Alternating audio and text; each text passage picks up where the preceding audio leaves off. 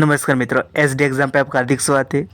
आज हम बात करने वाले 14 दिसंबर 2024 के करंट रिलेटेड जो भी मोस्ट इंपोर्टेंट क्वेश्चन बन सकते हैं इसके बारे में जानेंगे। साथ में इसके जो भी स्ट्रेटेजिक या फैक्ट बन सकते हैं वो भी जानेंगे। तो शुरू करते हैं आज का करंट अफेयर। हाल ही में टाइम मैगजीन ने किसे पर्सन ऑफ द ईयर घोषित किया है? तो अमेरिका के नवनिर्वाचित राष्ट्रपति डोनाल्ड ट्रंप को टाइम मैगजीन के द्वारा पर्सन ऑफ द ईयर के रूप में घोषित किया गया है। तो इसका सही ऑप्शन बनेगा ए, डोनाल्ड ट्रंप। तो 2024 साल के लिए टाइम मैगजीन के द्वारा पर्सन ऑफ द ईयर के रूप में डोनाल्ड ट्रंप को घोषित किया गया है। तो हाल में किसको किसको अवार्ड मिला है इसके बारे में देखते हैं। तो प्रतिष्ठित व्यास सम्मान 2024 से वो सूर्यबाला को दिया जाएगा। कौन सा उपन्यास के लिए दिया जाएगा? तो कौन देश को वासी उपन्यास के लिए प्रतिष्ठित व्यास सम्मान 2024 दिया जाएगा। माधव गाडगिल को champion of the earth award से सम्मानित किया गया। जसलीन कौर को ब्रिटेन का प्रतिष्ठित टर्नर पुरस्कार मिला।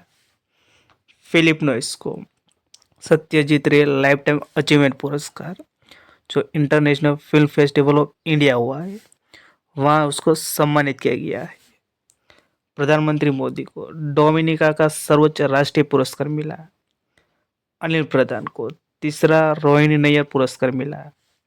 महिला फुटबॉलर आइताना बोनमाटी को प्रतिष्ठित बैलन डीवर पुरस्कार मिला है। तो ये हाल में इम्पोर्टेंट अवार्ड दिया गया है।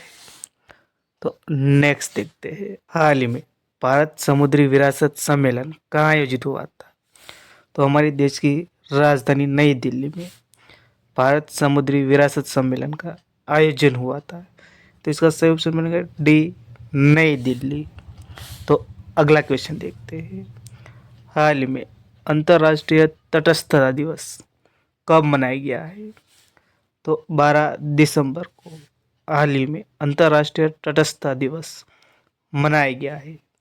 तो इसका सही ऑप्शन बनेगा बी, 12 दिसंबर को, क्योंकि 12 दिसंबर को तटस्थता के महत्व के बारे में जागरूकता बढ़ाने और वैश्विक स्तर पर शांति और सुरक्षा को मजबूत करने के लिए अंतर्राष्ट्रीय तटस्थता दिवस मनाया जाता है। तो दिसंबर में कौन से इंपोर्टेंट डे मनाया जाता है?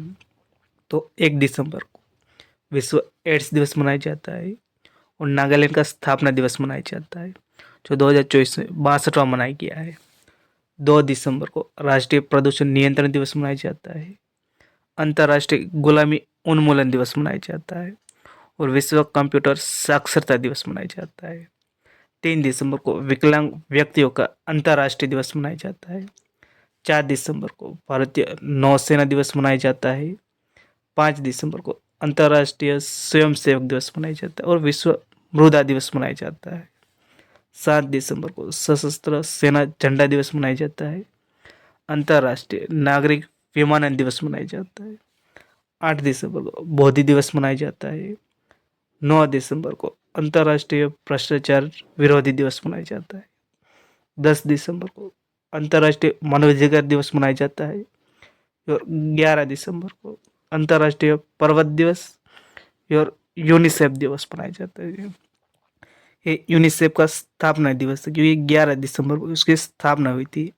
यूनिसेफ मतलब United nation international children emergency fund, जिसका हेडक्वार्टर न्यूयॉर्क में है।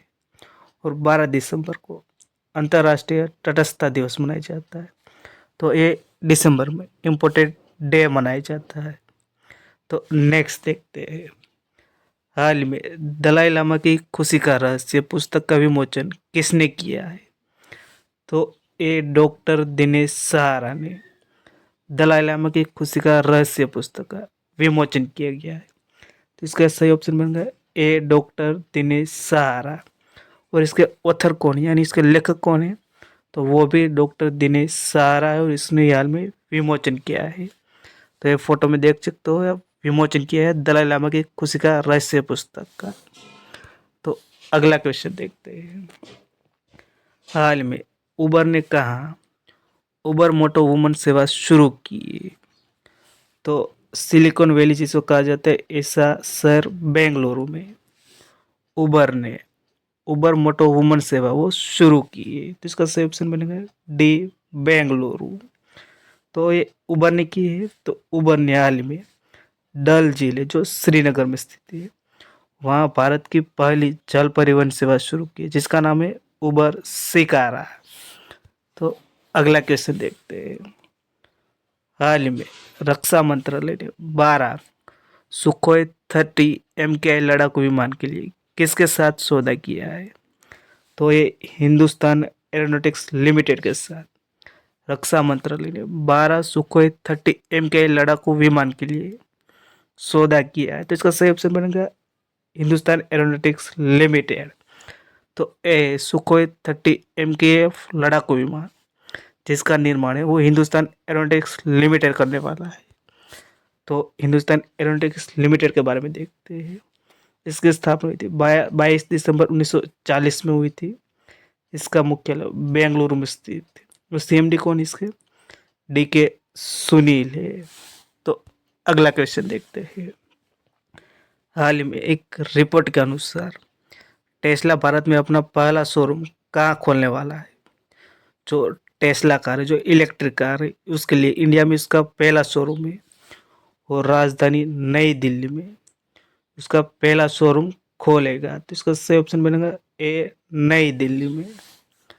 तो नेक्स्ट देखते हैं। हाल ही में कितनी पंचायतों को राष्ट्रीय पंचायती राज पुरस्कार से सम्मानित किया गया है?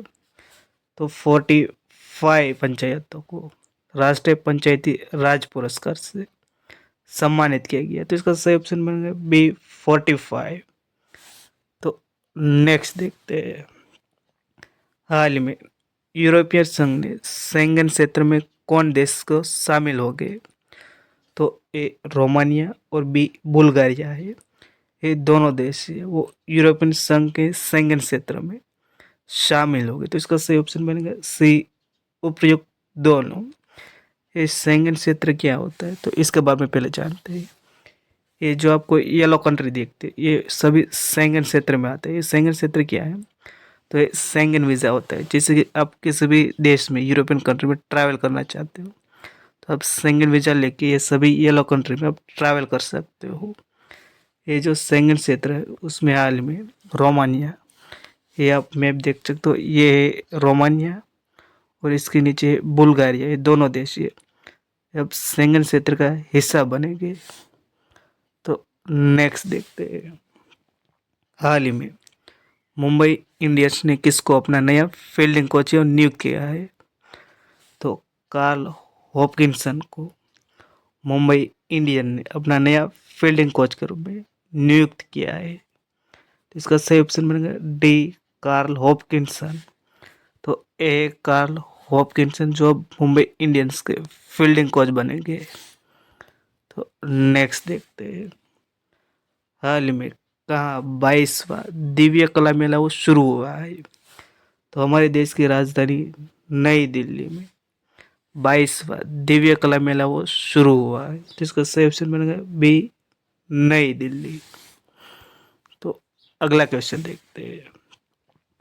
हाल ही में किसने कुंभ सहायक चैटबॉट को लॉन्च किया है? तो हमारे देश के प्रधानमंत्री नरेंद्र मोदी ने कुंभ सहायक चैटबॉट है वो लॉन्च किया है। तो इसका सही ऑप्शन बनेगा डी नरेंद्र मोदी। तो हाल ही में नरेंद्र मोदी ने उत्तर प्रदेश के प्रयागराज से कुंभ सहायक चैटबॉट है वो लॉन्च किया है। एक कुंभ सहायक चैटबॉट है वो जब भी कुंभ मेला होने वाला है उसमें रास्ता है, जो रास्ता होगा उसमें हेल्प करने के लिए एक कुंभ सहायक चैटबॉट है वो हेल्प करने वाला है। तो नेक्स्ट देखते हैं।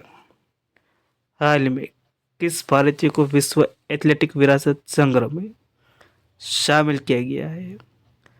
तो ये है टोक्यो ओलंपिक में गोल्ड विनर और पेरिस ओलंपिक में सिल्वर विनर जो है नीरज चोपड़ा को विश्व एथलेटिक विरासत संग्रह में शामिल किया है। तो इसका सही ऑप्शन बनेगा सी नीरज चोपड़ा। तो ए नीरज चोपड़ा को हाल ही में विश्व एथलेटिक विरासत संग्रह में शामिल किया गया है। तो अब आपके लिए क्वेश्चन जो प्रीवियस आंसर जानेंगे।